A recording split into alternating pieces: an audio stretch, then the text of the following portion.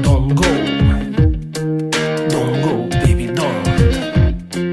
My love, don't go, baby, stay. È passato poco più di un anno da quando stiamo insieme io e te. Spero che anche quelli che verranno non sapranno mai di ruggine, perché il suono delle tue parole mi giunge forte come una tempesta. I tuoi consigli quando un giorno muore sono tutto quello che mi resta in testa. Anche nei nostri litigi, nei mattini più grigi, c'è parecchio di buono, soprattutto il perdono che hai saputo donarmi senza mai disprezzarmi. Se ho sbagliato di tutto, il tuo sorriso è distrutto. E oggi che più nulla ci separa, oggi che questa storia è una storia vera, qualcosa mi spaventa, forse ho paura.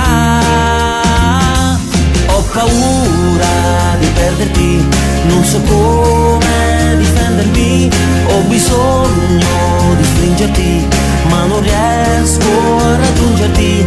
Ho paura di perderti, non so come difendermi. Ho bisogno di stringerti, ma non riesco a raggiungerti. And it's not just a matter of getting you back, cause I know you know we don't belong to that past. Yes, my freaking fear to lose you is bad, yes, but about my love for you, let's go, got to beat my witness. He knows my soul is in the tears, he's heard the silence and the noise of the stupid clock that keeps going on, try to kill my hope, but I'll keep going on, cause you know you'll always hold a special place on the throne of love. Credo proprio che sia questa paura a dominare tutti i miei umori, a rendermi la vita un po' più dura e a spargere veleno sopra i nostri cuori.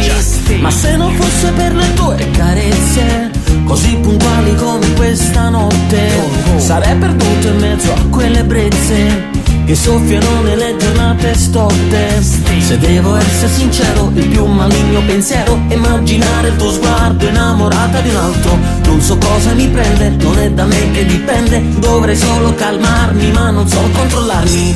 E oggi che più nulla ci separa, oggi che questa storia è una storia vera, qualcosa mi spaventa, che mi tormenta, forse ho paura. Ho paura di perderti, non so come difendermi. Ho bisogno di stringerti, ma non riesco a raggiungerti. Ho paura di perderti, non so come difendermi. Ho bisogno di stringerti, ma non riesco a raggiungerti.